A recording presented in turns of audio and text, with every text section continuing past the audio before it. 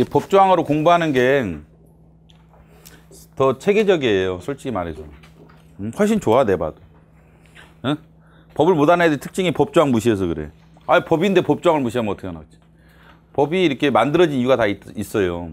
다른 조항과의 관계도 있는 거고, 그런 거 잘 비교를 해두면 공부하기 상당히 편해. 법조항 자체를 문제로 내도 맞출 수도 있겠지만 다른 관점에서도 상당히 유용해. 법 공부하는 게. 법조항을 정확하게 보는 게 상당히 도움이 많이 돼요. 1조. 여기는 2법만 나오죠. 그러니까 우리 쟁송 취소할 때 예? 행정심판에서는 위법 부당이고 여기는 위법이죠. 1조. 부당이라는 표현이 없죠. 위법한 처분이죠. 당연히 그렇죠. 부당이 들어오면 안 되죠. 그렇죠. 그 다음에 2조. 처분 등이란 똑같죠? 그 밖에 이에 준하는 행정작용. 여기까지 똑같습니다. 처분의 개념은 똑같죠. 및 행정심판의 재결을 말한다. 그래서 여기는 처분 등으로 표현한 거죠. 행정심판법 2조에서는 처분이라는 표현만 있죠. 왜? 행정심판의 재결은 대상이 될 수 없죠. 그 때문에 처분에 대한 얘기만 했고 여기는 처분 등이죠. 부작위의 개념은 거의 똑같죠. 그죠? 똑같고 이양 행정층의 개념도 같죠. 뭐. 3조 항고소송, 당사소송, 민중소송, 기관소송. 행정소송의 종류가 4가지죠. 항고, 당사자, 민중, 기관. 그렇죠? 4가지죠.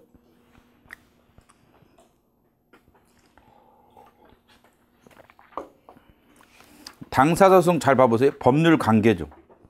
법률 관계. 그러면 당사자 소송은 별도의 법적 근거를 필요하지 않아요? 별도의 법적 근거, 법률적 근거를 요한다, 요하지 않는다. 요한다. 맞아, 틀려? 요한다, 이게 쓰죠. 2조만 가지고 충분하다는 거예요. 3조 2호만 가지고도 충분하다. 뭐가? 당사소송은. 그렇지만 이게 그냥 당사소송이 아니라 형식적 당사자 소송은 별도의 법적 근거를 요한다?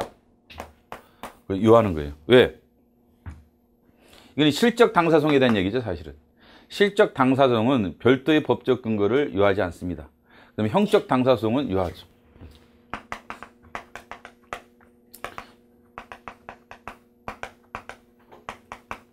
실적 당사소송의 근거죠. 뭐에?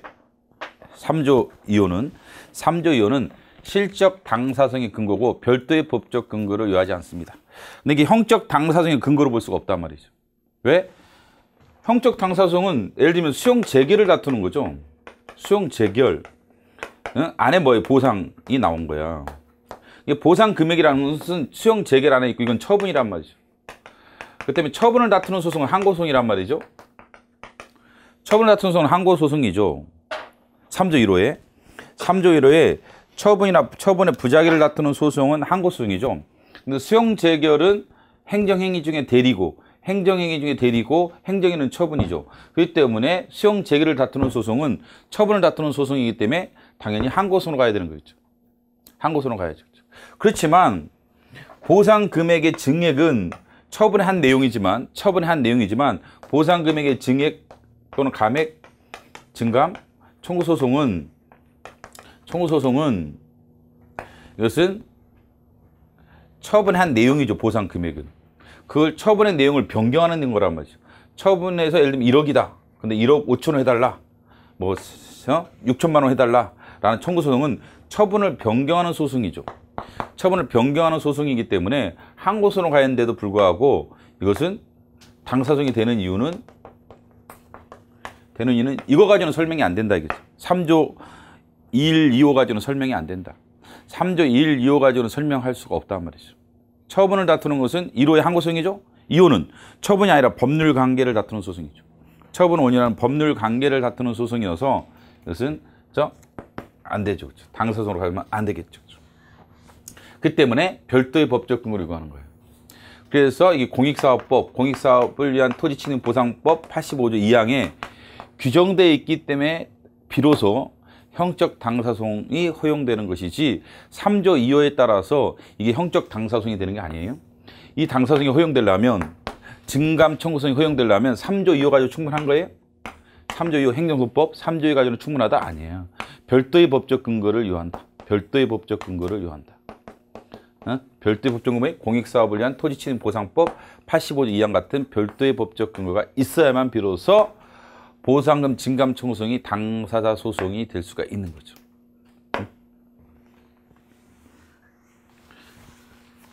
당사자 소송이라는 것은 왜 당사자냐? 이 법률 관계의 핵심이 2호 잘 보시면 법률 관계, 권리무 관계, 법률 관계죠.